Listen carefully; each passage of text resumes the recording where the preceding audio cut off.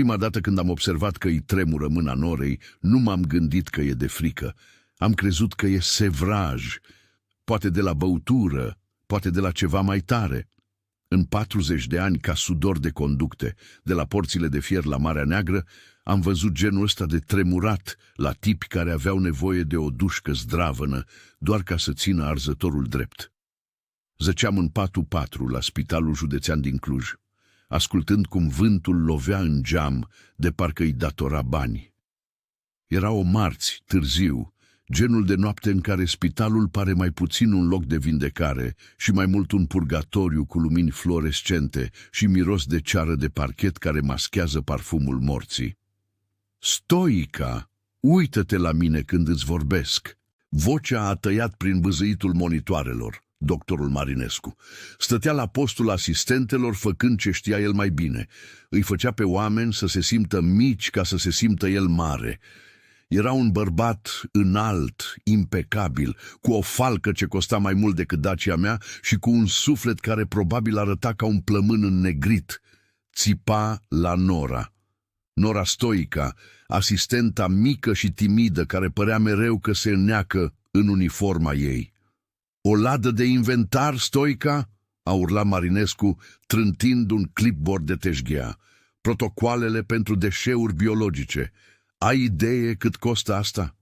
Asta înseamnă o pagubă de 25.000 de lei care iese pe ușă pentru că tu nu ești în stare să ții un registru cum trebuie." Nora a tresărit. Stătea acolo cu capul în pământ, strângând o tavă cu soluție salină atât de tare încât îi se albeau încheieturile degetelor. Îi tremura tot corpul, vibra. "Îmi pare rău, domnule doctor," a mormăit ea, cu o voce abia șoptită. "Doar verificam rapoartele." "N-am nevoie să verifici tu rapoartele," s-a aplecat Marinescu peste teșghea, invadându-i spațiul personal. "Am nevoie să fii competentă. Uită-te la tine. Tremuri, vibrezi ca o frunză, ești un risc pentru profesia asta, Stoica. Dacă vine o urgență reală în seara asta, o să cedezi. Uite cum se uită la ea de sus. Cu toții am trecut prin asta. Judecați de oameni care cred că un titlu îi face mai bun decât tine. Dacă v-ați săturat să câștige mereu agresorii, abonați-vă acum. Alăturați-vă profesioniștilor tăcuți. Demonstrați că știți că adevărata putere nu trebuie să țipe pentru a fi auzită." Marinescu a pufnit, întorcându-i spatele ca să-și toarne o cafea. Inutilă, complet inutilă. Credea că a câștigat, credea că a zdrobit-o. Dar iată ce mi-a scăpat, lucrul care ne-a scăpat tuturor, pentru că eram prea ocupați să ne uităm la agresor și la victimă. O priveam pe Nora de la 3 metri distanță. Nu se uita la fața lui. Nu plângea, se uita la încheietura mâinii lui, se uita fix la artera lui radială, numărându-i pulsul.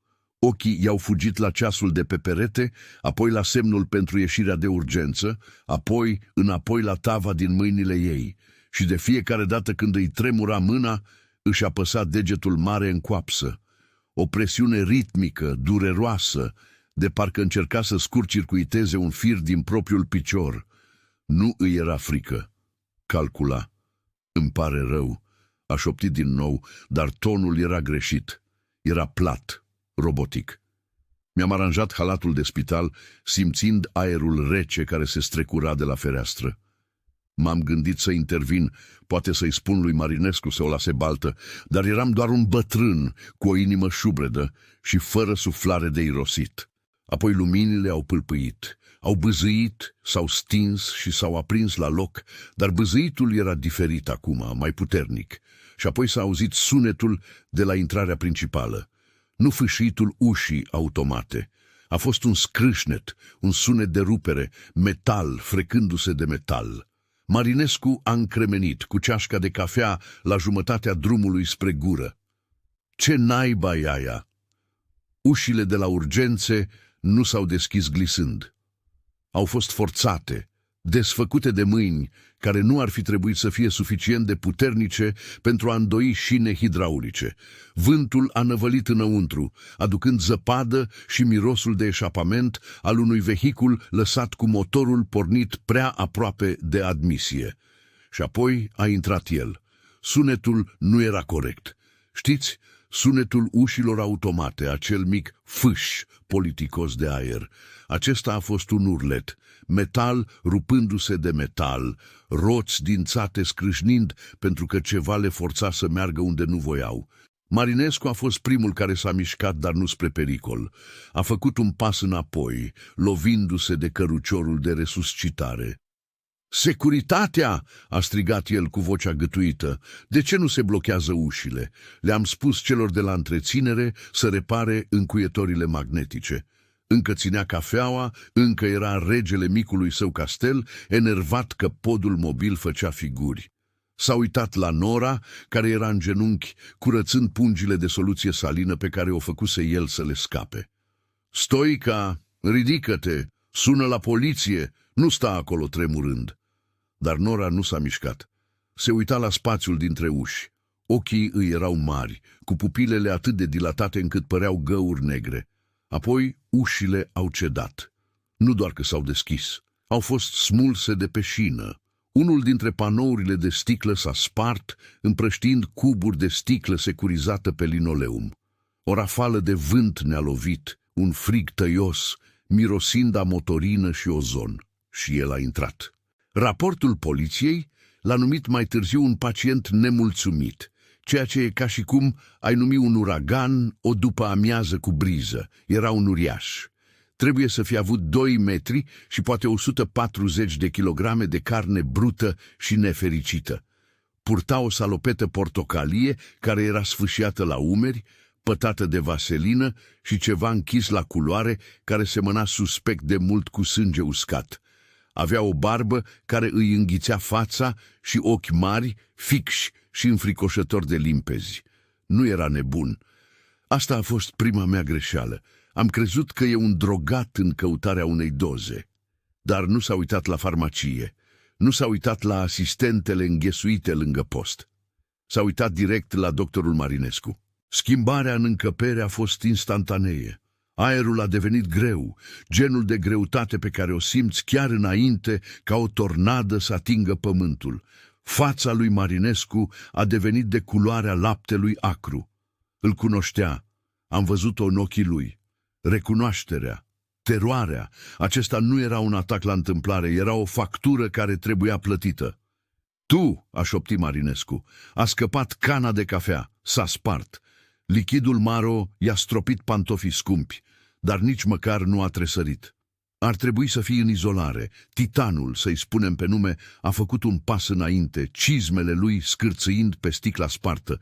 Nu a răcnit, nu a țipat, a șoptit. Sunetul a tăiat prin haos ca o lamă de ras, alunecând prin mătase.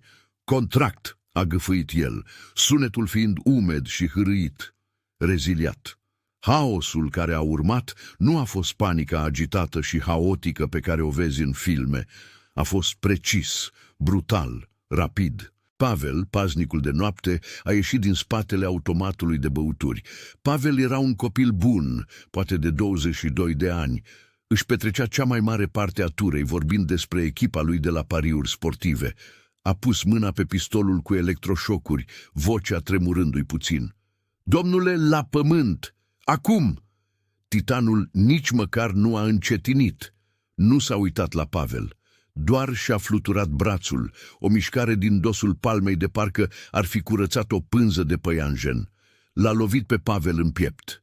S-a auzit un sunet ca un sac de ciment, ud lovind un perete.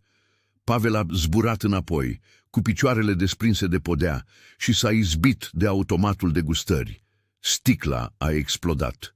Aparatul s-a răsturnat cu un zgomot asurzitor, îngropându-l pe copil sub batoane de ciocolată și metal. Marinescu s-a târât înapoi, împiedicându-se de propriile picioare. Acum țipa, nu striga, țipa, un sunet ascuțit și patetic. Ajutor! Să-l împuște cineva! Împușcați-l! A apucat o asistentă, Iasmina, cred, și a încercat să o tragă în fața lui ca pe un scut. Iasmina a țipat și s-a smucit, fugind spre camera de pauză. Titanul a ajuns la Marinescu, l-a apucat pe doctor de gât cu o singură mână, ridicându-l de la pământ ca pe o păpușă de cârpă. Marinescu dădea din picioare, zgârind degetele masive înfășurate în jurul traheei sale, fața lui devenind vineție. Priveam din patul 4, strângându-mi pieptul și gândindu-mă, ei bine, asta e, doctorul e mort. Dar titanul nu i-a rupt gâtul, l-a ținut acolo. S-a plecat aproape și, în tăcerea bruscă a camerei, am auzit ceva ciudat, un țiuit ascuțit, un bip, ca un condensator care se încarcă. Venea din pieptul titanului. Atunci s-a mișcat Nora. Nu a fugit, nu a țipat, s-a ridicat de pe podea pășind peste soluția salină vărsată. A scăpat clipboardul, a lovit podeaua cu un clac. Umerii i s-au îndreptat, bărbia i s-a ridicat. Tremuratul era încă acolo, dar nu mai era de frică. Era zgomotul unui motor turat la maximum. Condiție neagră, vocea ei nu suna ca a Norei, nu suna ca a unei asistente, a coborât cu o octavă, pierzând toată acea teamă tremurândă, devenind dură și plată ca o piatră de mormânt. Era o voce obișnuită să dea ordine peste zgomotul focurilor de armă. Avangarda dezangajează, codul este Romeo Zulu 4, titanul a încremenit. Chiar a încremenit în mijlocul uciderii, cu mâna lui masivă încă înfășurată în jurul gâtului lui Marinescu, zgomotul ascuțit din pieptul său potignindu-se. Și-a întors capul încet, mecanic, să se uite la femeia micuță în uniformă largă care stătea la 3 metri distanță. Ochii i s-au îngustat, luptând prin straturi de furie și durere. "Fantoma!" a răgușit el, vocea sunând ca pietrișul într-un blender. "Fantoma e moartă!" "Alep!" Nora a făcut un pas mai aproape. Nu a tresărit când el și-a întors privirea ucigașă spre ea. "Fantoma e activă," a spus ea. "Fantoma e activă." Cuvintele abia îi ieșiseră pe gură când fațada urgențelor a explodat. Nu era vânt de data asta. A fost o grenadă flashbang, o grenadă care a făcut lumea albă și mi-a țiuit în urechi ca un clopot de biserică lovit cu un baros. Am strâns ochii, agățându-mă de barele patului 4, simțind cum podeaua sare sub targă. Când am deschis ochii, tăcerea era mai rea decât zgomotul. Țiuitul din urechi neca orice altceva, făcând scena să pară un film mut pe repede înainte. Bărbații în echipament tactic negru au năvălit prin intrarea spulberată. Se mișcau cu o fluiditate care trăda o firmă de securitate privată, nu jandarmeria. Fără strigăte, fără la pământ. Recepționera, o fată drăguță pe nume Sorina, care îmi dădea mereu jeleu în plus, a întins mâna spre telefon. Liderul, un tip într-un trench, nu a ezitat. A ridicat o pușcă cu amortizor. "Poc, poc!" Sorina s-a prăbușit peste birou. Mi s-a întors stomacul pe dos. Aceasta nu era o salvare, era o lichidare. Marinescu țipa acum. Îmi dădeam seama după gura lui deschisă, dar nu-l puteam auzi. Încerca să se târască sub postul asistentelor. Nora nu s-a târât, s-a mișcat. A apucat un extinctor de pe perete, nu a tras cuiul, l-a întors cu susul în jos și a izbit valva de colțul stâlpului de beton. Cu un șuierat care a tăiat prin țiuitul din urechile mele, butelia a explodat. Un nor masiv de ceață chimică albă a umplut încăperea. Era dens, sufocant și rece. "Orbire termică!" a strigat Nora, vocea ei tăind prin ceață. A apărut la picioarele patului meu cu fața mânjită de funingine. A lovit frânele patului. "Mișcă-te, Vasile, dacă nu vrei să fii o victimă colaterală." "Nu pot," am început eu, strângându-mi pieptul. "Mișcă-te!" M-a apucat de braț cu o strânsoare de fier. Nu mai era asistenta timidă. Mă târa pe mine și pe titanul Silviu spre coridorul de serviciu întunecat din spatele postului. Mercenarii trăgeau orbește în fum. Am auzit gloanțe mușcând din rigips la câțiva centimetri de capul meu. Pac, pac, pac. Praful cădea peste noi. Am coborât în grabă pe rampă. Silviu se clătina, sprijinindu-se greu de Nora. Își ținea pieptul, salopeta portocalie fiind ruptă, și atunci am văzut, în lumina slabă de urgență a holului, sub sânge și vaselină, pe pieptul lui ceva strălucea.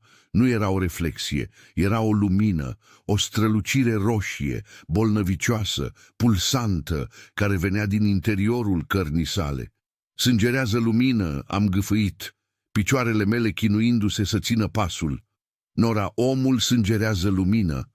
Nora nu s-a uitat înapoi, ne-a împins printr-o pereche de uși duble. Continuă să mergi, instalatorule, a șuierat ea. Dacă ne oprim, suntem morți. Am dat buzna în spălătorie, un spațiu cavernos plin de uscătoare industriale și miros de clor și ozon. Era cald aici jos, aerul gros și umed. Masa, a ordonat Nora, arătând spre o masă pliabilă din oțel inoxidabil folosită pentru sortarea cearșafurilor. Pune-l sus acum! L-am apucat pe Silviu de picioare. Doamne, era greu, ca și cum ai încerca să ridici o anvelopă de tractor plină cu nisip ud. L-am ridicat pe suprafața metalică, gemea, transpirația curgându-i și roaie, pielea lui fiind cenușie și umedă. Nora i-a sfâșiat restul salopetei. Aproape că am vomitat. Încorporat în carnea lui, chiar deasupra sternului, era un dispozitiv negru de mărimea unui puc de hochei. Fire ieșeau din el, dispărând sub piele ca niște vene negre, și pulsa, o lumină roșie, violentă, furioasă, care se accelera cu fiecare bătaie a inimii lui. Ce naiba e aia?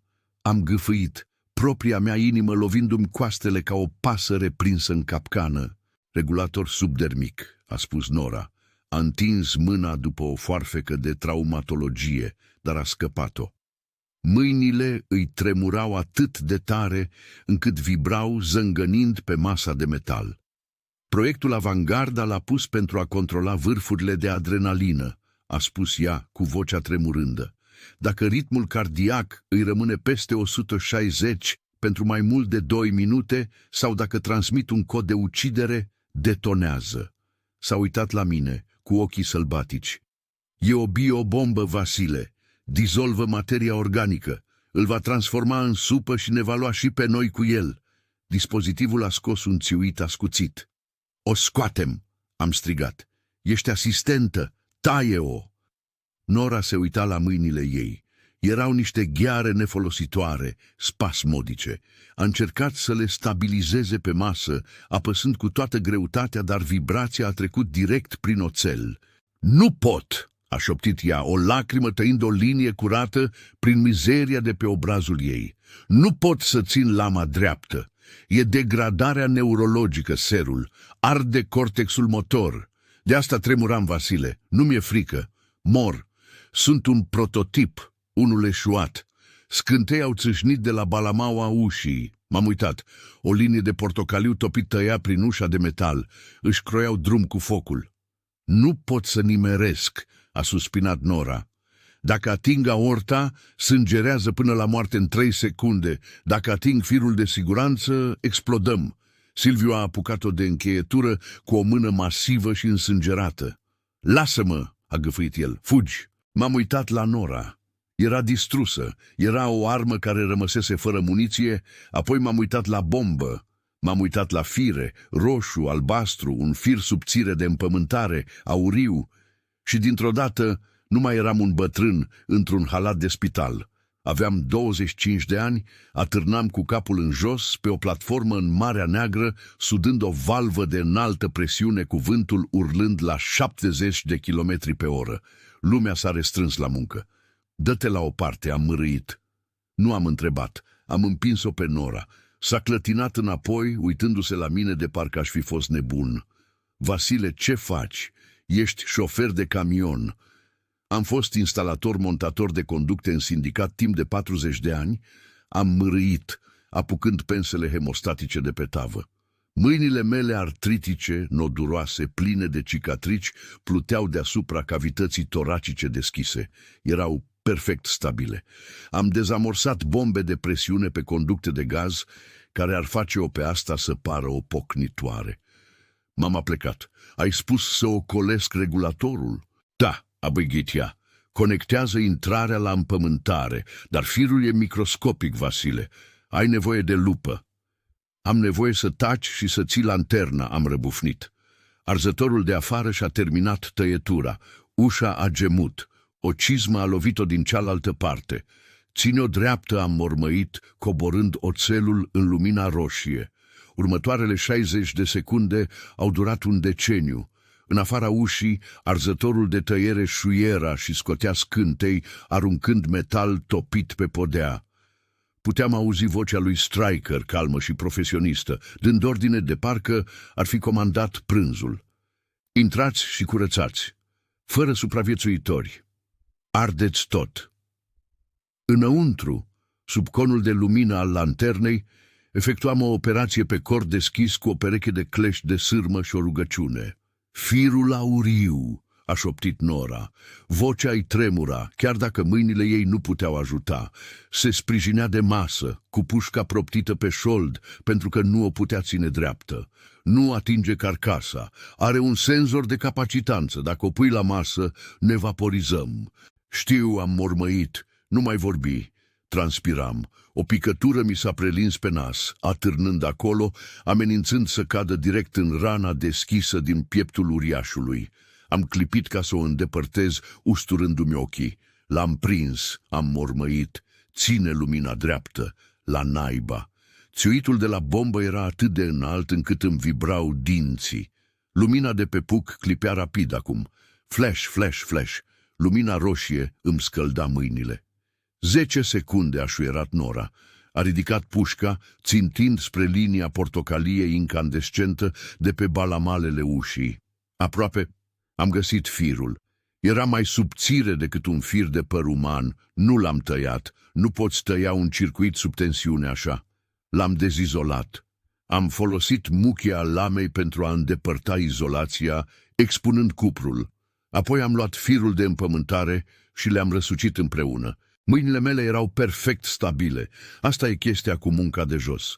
Petreci 40 de ani atârnat de platforme în vânt înghețat. Înveți să-ți blochezi mușchii. Când presiunea e mare, tremuratul se oprește.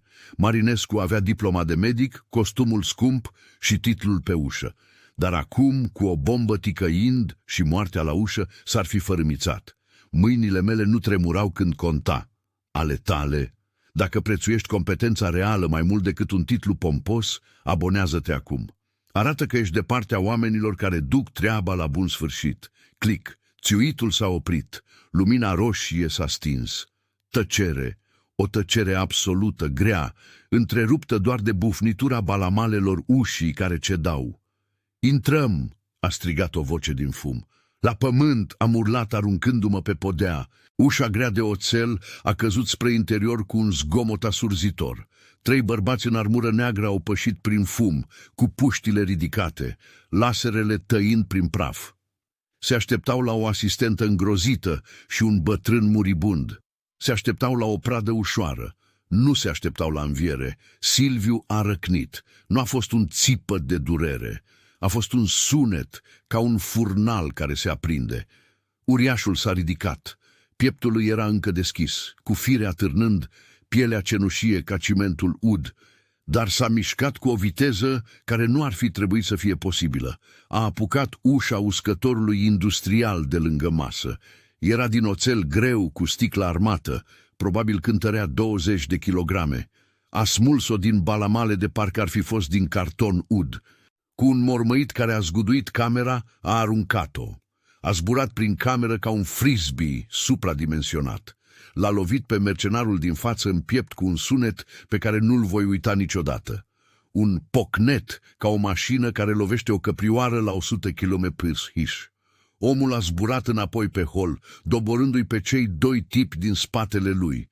Lanternele lor tactice s-au rotit sălbatic, pictând umbre haotice pe tavan. Mișcă, a țipat Nora, apucându-mă de umăr. Trebuie să urcăm. Ghenele, a arătat spre conducta de pe tavan. Nu, am gâfâit, ridicându-mă cu greu, genunchii mi urlau și inima simțeam că o ia razna din nou. Prea mici, el nu încape. Atunci unde? Jos, am spus. Am arătat spre un grătar de fontă ruginit din podea, în spatele uscătoarelor, pe jumătate acoperit de un cărucior de rufe. Gura de cărbuni. Nora s-a uitat la mine confuză. Poftim? Clădirea asta a fost ridicată în 52, am spus, dând căruciorul la o parte. Înainte de gazele naturale, aruncau cărbuni pe aici până la centrală. Am văzut planurile când am refăcut instalația de climatizare în 98. Încă e acolo. Duce afară? Direct în aleea din spatele generatorului, am spus. Ocolește obloanele de securitate. E singura cale de ieșire. Nora s-a uitat la grătar, apoi la mine. Pentru prima dată nu s-a uitat la mine ca la un pacient. S-a uitat la mine ca la un partener. Condu, instalatorule. Am împins grătarul greu de fontă. A scârțâit, protestând după decenii de nefolosire. M-am uitat în jos. Întuneric beznă, mirosea a funingine și șobolani morți. Mergeți, a mormăit Silviu, sprijinindu-se de masă cu sângele îmbibându-i pantalonii. Fără oprire, a spus Nora. Ne mișcăm. Am alunecat în întuneric, pe 70 de ani de praf de cărbune, rostogolindu-ne în măruntaiele clădirii, exact când o grenadă a fost aruncată în spălătoria din spatele nostru. Am ieșit din ghenă și am lovit pavajul cu putere. Am tușit un plămân plin de praf negru, scuipând până când zăpada de sub genunchii mei a devenit gri. Frigul a fost o lovitură fizică. Mi-a înghețat transpirația pe piele instantaneu, transformându-mi halatul de spital într-o foaie de gheață, dar aerul avea un gust dulce. Avea gust de libertate. Am ieșit, am gâfâit, ștergându-mi funinginea de la ochi. Suntem în spatele cordonului de poliție. M-am uitat în sus. Într-adevăr, la vreo 50 de metri pe alee, o mașină de poliție era parcată de-a curmezișul, blocând strada. Luminile albastre și roșii pulsau pe pereții de cărămidă. Mașina mea, am gâfâit. E în parcarea pe termen lung, dar comisarul Munteanu e la baricadă. Îl cunosc. E un om bun. Pescuim pe Tarnița în fiecare iulie. Putem să-i facem semn. Nora m-a apucat de braț. Strânsoarea ei era slabă, tremurând violent pe măsură ce șocul adrenalinei îi lovea sistemul nervos de prototip. A scăpat arma inutilă în zăpadă. Lasă-l pe bătrân să plece, a clănțănit ea. Nu e nimeni. E un martor, a spus Munteanu, strângând degetul pe trăgaci. M-am uitat dincolo de Munteanu. M-am uitat la peretele anexei spitalului. Urcând pe partea de cărămidă era o țeavă verde de 10 centimetri grosime, din cupru, acoperită cu un strat gros de gheață albă. Alimentarea principală cu oxigen. M-am uitat la cheia franceză grea care atârna de cordonul halatului meu. O luasem de pe panoul de scule din spălătorie. Obicei, cred. Un instalator se simte gol fără fier în mână. Munteanu era concentrat pe Nora. Își cerea scuze, îi spunea că e pentru binele general, încercând să se convingă singur să apese pe trăgaci. Nu am gândit. Am acționat. Am lovit cu cheia cu toată puterea de bătrân care îmi mai rămăsese. Clang! Am lovit tija valvei de la conducta principală de oxigen. Alama s-a retezat curat. 140 de bari de oxigen lichid pur au explodat. Nu a fost doar un șuierat. A fost un răget. Un motor de avion pornind într-o alee. Un nor de vapori albi super răciți a țâșnit prin spațiu, lovindu-l pe Munteanu ca un zid solid. Ochii mei! A urlat Munteanu, scăpând arma și ducând mâinile la față. Vaporii l-au orbit instantaneu, înghețându-i umezeala de pe cornee. Frisoane. Acesta este sunetul planului unui agresor care explodează în fața lui. Dacă credeți că veteranii noștri merită acest nivel de respect și sprijin înainte de a trebui să demonstreze cine sunt, abonați-vă, fiți alături de noi. Fugiți, am țipat. Silviu nu a avut nevoie să-i se spună de 2 ori. Uriașul s-a lansat de pe perete. S-a mișcat prin ceața albă ca o nălucă. L-a apucat pe Munteanu de vesta tactică și l-a aruncat, literalmente, l-a aruncat în tomberonul deschis. Comisarul a aterizat pe o grămadă de saci de gunoi cu o bufnitură înnăbușită. Capacul s-a trântit. Acoperișul! A mormăit Silviu, clătinându-se pe picioare. Mergem sus. De ce pe acoperiș? Am strigat, apucând-o pe Nora ca să o țin în picioare. Avem nevoie de o mașină. Marinescu, a șuierat Nora printre dinții care clănțăneau. Buzele ei se albăstriseră. Are un elicopter de extracție pe drum și are leacul. Am trecut în fugă pe lângă mașina de poliție, alunecând pe gheață, îndreptându-ne spre scara de serviciu care ducea la heliport. Răgetul scurgerii de oxigen acoperea zgomotul cizmelor noastre. M-am uitat odată înapoi. Munteanu se târa afară din tomberon, frecându-se la ochi, urlând în stație. "Hai, instalatorule," a spus Silviu, apucând treapta scării cu o mână însângerată. "O ultimă urcare. Am ajuns pe acoperiș exact când elicopterul negru ateriza. Curentul de la rotor era o greutate fizică, biciuind zăpada într-un vortex alb orbitor care îmi înțepa fața ca niște alice. Zgomotul era asurzitor, un poc-poc-poc care vibra prin tălpile cizmelor mele. Doctorul Marinescu aștepta. Bineînțeles că aștepta. Stătea lângă patinele de aterizare, purtând o geacă groasă de iarnă care probabil costa mai mult decât casa mea. Era flancat de încă 2 oameni de-ai lui Stryker, cu puștile ridicate, urmărindu-ne leneși în timp ce ne clătinam ieșind din casa scării. Ne-a văzut pe mine ținând-o pe Nora, pe Silviu târându-și piciorul ca pe o greutate moartă. Și n-a tras. A zâmbit. A fost un zâmbet rece, victorios, privirea pe care ți-o aruncă un bancher chiar înainte să te execute silit. "Impresionant!" a strigat el peste zgomotul palelor. Cu adevărat, prototipul, experimentul eșuat și instalatorul. A ridicat o servietă argintie din aluminiu ranforsat, grea. "O am aici, Nora," a strigat el, bătând în servietă cu un deget înmănușat. "Stabilizatorul. O singură injecție și tremuratul se oprește, degradarea se inversează. Poți fi normală, poți trăi." Nora s-a oprit, s-a smucit de lângă mine.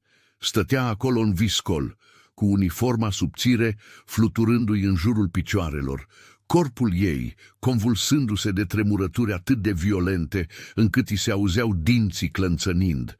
Părea că se dezintegrează. "Dă-mi activul!" a urlat Marinescu, arătând spre Silviu. "Dă-mi uriașul și primești leacul. Pleacă, Nora. Trăiește o viață lungă și fericită. Fără durere, era afacerea perfectă. Diavolul la răscruce, oferind apă unei femei care murea de sete." Am privit-o pe Nora. Am văzut dorința în ochii ei. Am văzut-o cum se uită la mâinile ei, acele mâini gheare, nefolositoare, care o trădaseră în spălătorie. S-a uitat la Silviu, care era acum în genunchi, sângerând în zăpadă, cu respirația sacadată și umedă. "Nora, nu!" am strigat, dar vântul mi-a smuls cuvintele. Zâmbetul lui Marinescu s-a lărgit. A aruncat servieta pe zăpadă între ei. A alunecat pe gheață, oprindu-se la 3 metri de ea. "Fată deșteaptă, iau." Nora s-a dus la servietă. S-a mișcat încet, luptându-se cu vântul și cu propriul corp care ceda. A îngenunchiat în zăpadă. Mâinile i-au bâșbâit încuietorile, alunecând de 2 ori înainte ca acestea să se deschidă. Mi-am întins gâtul să văd. Înăuntru, așezată în spumă neagră, era o singură fiolă cu un lichid albastru strălucitor și o seringă. Leacul. Nora s-a uitat la el. S-a uitat fix la acea lumină albastră de parcă ar fi fost mântuirea însăși. Apoi și-a ridicat privirea spre Marinescu. "Ei bine?" a strigat Marinescu, deschizându-și brațele. "Adu-l la mine." Nora a închis servieta. A ridicat-o. S-a ridicat în picioare. S-a uitat la Marinescu și pentru o secundă tremuratul a părut să se oprească. A făcut un pas spre el, apoi încă unul. Marinescu a dat din cap, relaxându-se, spunându-le gărzilor să se retragă. Credea că a câștigat, credea că toată lumea are un preț. Nu și-a injectat-o, nu i-a înmânat-o. S-a întors și a aruncat servieta. Nu a aruncat-o spre doctor. A aruncat-o pe lângă el, direct în rotorul de coadă al elicopterului. Poc! Zbang! Sunetul a fost înfiorător. Servieta metalică ranforsată a lovit palele care se roteau la 3000 RPM. Rotorul de coadă s-a retezat instantaneu, aruncând schije pe acoperiș, ca niște gloanțe supradimensionate. Elicopterul a scos un țipăt. Fără rotorul de coadă pentru a contracara cuplul, fuzelajul s-a rotit violent. S-a răsturnat, pala principală lovind acoperișul de beton cu un sunet ca sfârșitul lumii. Scrâșnet! Bum! Resturi au zburat peste tot. O bucată din patină a lovit una dintre gărzi în genunchi. Marinescu a țipat, aruncându-se la adăpost în timp ce epava aluneca spre el, scântei împrăștiind zăpada. Scăparea lui dispăruse. Pârghia lui se vaporizase. Nu! Nu! A țipat Marinescu, târându-se înapoi pe mâini și genunchi. Nu, idioto! Ne-ai omorât pe toți! Motorul elicopterului scotea un țiuit, murind, tușind fum negru în viscol. Silviu a scos un răget. A fost o ultimă explozie de forță extrasă de pe fundul unei fântâni care ar fi trebuit să fie secată de ore întregi. Uriașul a atacat. Nu a lovit gărzile. Acestea se retrăgeau deja în casa scării pentru a scăpa de rezervorul de combustibil care exploda. L-a lovit pe Marinescu. Silviu l-a prins pe doctor într-o îmbrățișare de urs, prinzându-i brațele pe lângă corp. Nu s-a oprit. A continuat să alerge. Nu! A țipat Marinescu cu ochii bulbucați. Am bani, am patentul, pot să... Au ajuns la marginea acoperișului. Nu a existat nicio ezitare, niciun discurs final, doar fizică. 350 de kilograme de impuls întâlnind 80 de kilograme de lăcomie. Au sărit. Amândoi au dispărut în golul alb și învolburat al viscolului. Silviu! A țipat Nora. S-a prăbușit în zăpadă, corpul ei cedând. Am alergat la margine. M-am uitat în jos. Nimic, doar albul orbitor. Doar vântul urlând și căderea de 6 etaje până la rampa de încărcare de beton de dedesubt. M-am întors la Nora. Era ghemuită, tușind sânge. Șocul adrenalinei îi oprea organele. Nora! Am strigat alunecând pe gheață ca să ajung la ea. I-am pus capul în poală. Rezistă, vin jandarmii. Aud sirene, sirene adevărate. S-a uitat la mine. Ochii îi se stingeau, pupilele erau mici ca niște puncte. A băgat mâna tremurândă în buzunarul uniformei. A scos o monedă de onoare grea din alamă, uzată. Mi-a pus-o în mână. Pielea ei era înghețată. Spune-le, a gâfâit ea, sângele șiroindu-i din nas. Spune-le că te-a salvat el. Uriașul a salvat spitalul. O să le spun, am promis, cu lacrimile înghețându-mi pe față. O să le spun.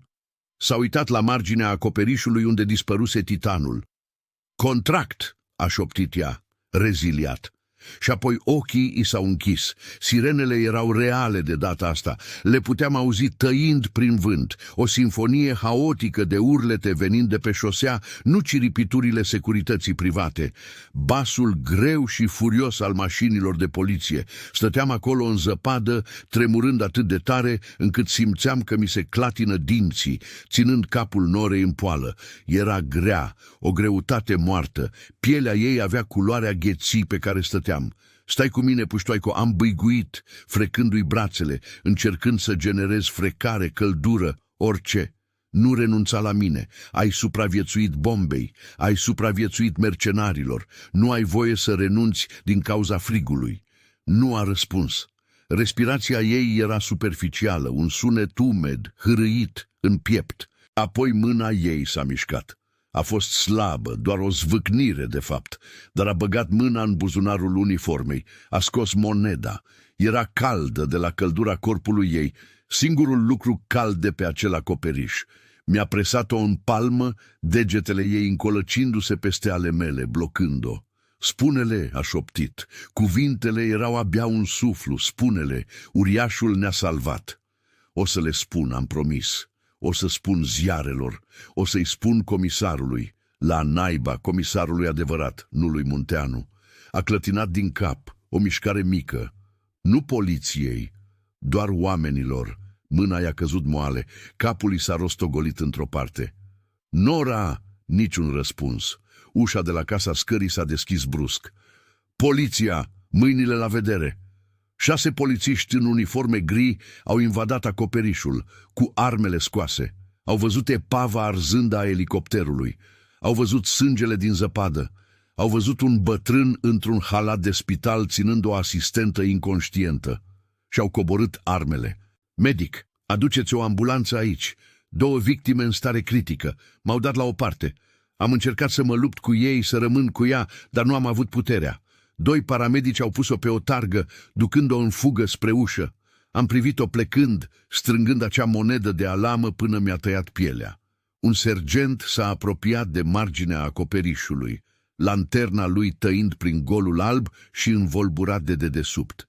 S-a uitat în jos la rampa de încărcare. Doamne, ce dezastru! M-am ridicat, sprijinindu-mă de balustradă. M-am uitat și eu, 6 etaje mai jos.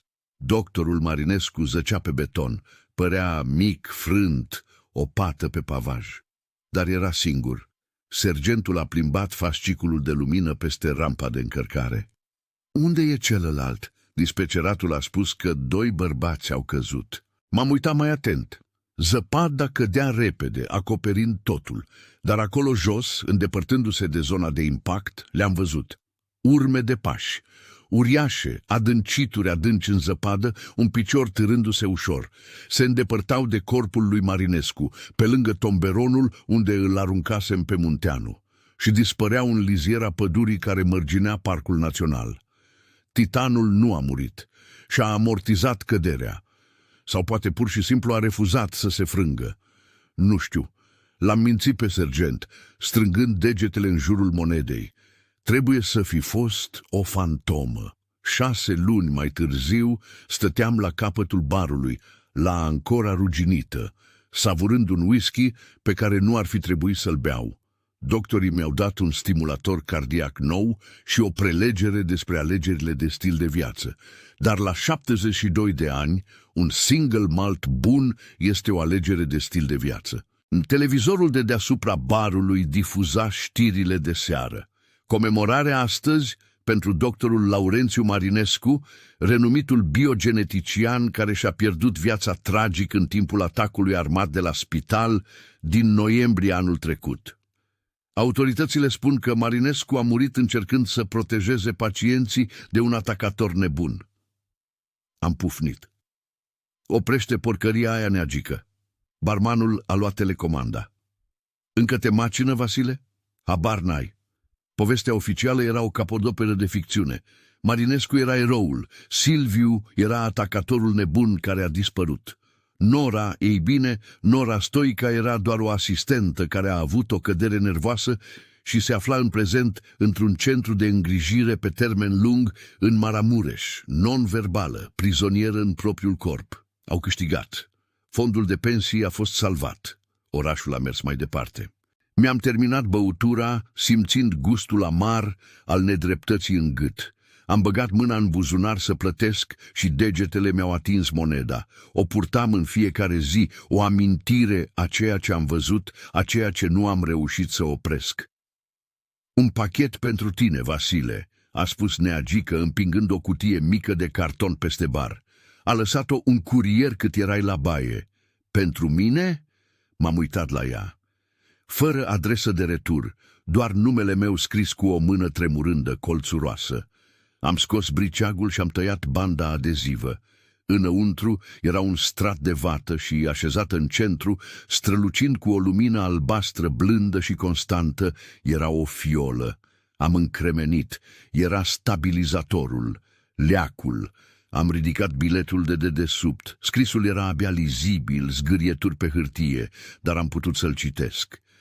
Am păcălit schimbul prin cutia goală. Mâinile sunt stabile acum. Dă-le foc. Vasile, fantoma. M-am uitat fix la fiolă. Doamne, nu a aruncat leacul pe acel acoperiș în vântul înghețat cu corpul ei cedând. A făcut o scamatorie care ar face un magician să roșească. A aruncat servieta ca să-i distragă atenția. A păstrat viața. Era acolo undeva. Era vindecată. Și Silviu, omul mare, era și el acolo, undeva în pădure, așteptând ordine. M-am uitat la televizor, unde arăta o poză cu Marinescu primind un premiu. Am zâmbit. A fost un zâmbet rece. Genul de zâmbet pe care îl are un om când știe exact unde e scurgerea de gaz și ține un chibrit în mână. Fiola asta nu era doar un medicament. Era o dovadă.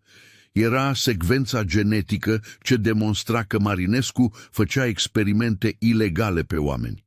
Era proba zdrobitoare care ar fi sfâșiat fondul de pensii, secția de poliție și firma de biotehnologie. Am pus fiola în buzunar, chiar lângă monedă. M-am ridicat. Nu mă simțeam bătrân, mă simțeam periculos. "Pleci, Vasile?" a întrebat Neagică. "Nu ți-ai terminat povestea." "Mă duc la București, Neagică," am spus, punându-mi haina. "Am o întâlnire la Adevărul." "Dar viața liniștită?" a întrebat el.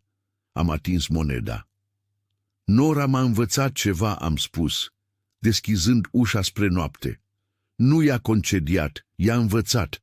Asta e diferența dintre un șef și un lider. Dacă această poveste a satisfăcut acea parte din tine care urăște nedreptatea, te rog să te abonezi. Pentru că există mii de eroi tăcuți care lucrează în umbră chiar acum și care sunt trecuți cu vederea. Clicul tău ne ajută să le spunem poveștile, astfel încât lumea să învețe să asculte. Adevărata putere nu trebuie să țipe. Trebuie doar să rămână fermă când lumea începe să se clatine. Am pășit în întuneric. Mâinile mele erau perfect stabile și undeva acolo știam că și ale ei erau. Cea mai mare greșeală pe care o poate face cineva este să presupună că tăcerea înseamnă slăbiciune. Doar pentru că cineva nu cere atenție, nu-și strigă realizările sau nu-și poartă gradul la vedere, nu înseamnă că nu este cea mai capabilă persoană din încăpere. Așa cum a arătat Nora, adevărata putere nu trebuie să urle pentru a fi auzită. Uneori, cei mai tăcuți oameni pur și simplu observă, calculează și așteaptă momentul potrivit pentru a lovi. Un titlu pe o ușă sau o diplomă pe un perete nu înseamnă nimic atunci când lumea începe să se prăbușească. Doctorul Marinescu avea prestigiul, banii și autoritatea. Dar când vieții erau în joc, s-a fărâmițat. Instalatorul bătrân și inutil și asistenta tremurândă au fost cei care au avut abilitățile reale pentru a salva situația. Trebuie să învățăm să prețuim competența în detrimentul statutului și să respectăm abilitățile muncitorilor și subordonaților, pentru că adesea ei sunt singurii care știu cum să repare cu adevărat ceea ce este stricat. Integritatea este ușoară atunci când nu te costă nimic, dar adevăratul caracter se dezvăluie atunci când a face ceea ce este corect cere un preț greu. Nora a avut șansa de a-și vindeca propria afecțiune dureroasă și de a trăi o viață normală, dar a ales să renunțe la ea pentru a opri un monstru și a salva un prieten. Eroii adevărați nu sunt definiți de ceea ce câștigă, ci de ceea ce sunt dispuși să sacrifice pentru a se asigura că justiția este servită. Trebuie să încetăm să judecăm oamenii după cele mai proaste momente ale lor sau după aparența lor exterioară. Pentru lume, Silviu era un condamnat terifiant și un monstru, dar, în realitate, era un scut frânt care încerca să protejeze chiar oamenii care se temeau de el. Nu știi niciodată bătălia secretă pe care o duce cineva sau trauma pe care o poartă. Așa că, înainte de a judeca monstrul sau dependentul, amintește-ți că s-ar putea ca ei să fie singurul lucru care stă între tine și întuneric.